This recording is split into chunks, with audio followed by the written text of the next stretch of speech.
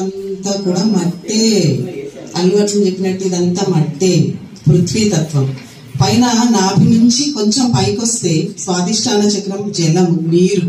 అంటే కింద మట్టి, మట్టి పైన నీరు రెండవది. ఆ తర్వాత మనం బొజ్జ, కడుపు అంటారు కదా, కడుపు సల్లగుండా అరగని అని దీవిస్తుంది అమ్మ. అదంతా కూడా అగ్ని, ఈశ్వర తత్వం మూడవది.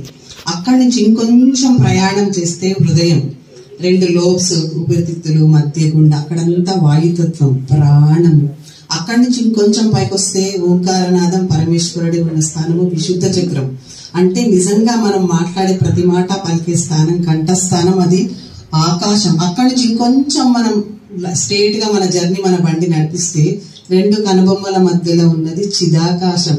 అంటే ఆకాశానికి ఆవల ఎప్పుడైనా మనం వెళ్ళాల్సిన మన ఒరిజినల్ చిరునామా అక్కడి. అంటే ఈ 5 భూమిలో సృష్టి అంతా ఉన్న 5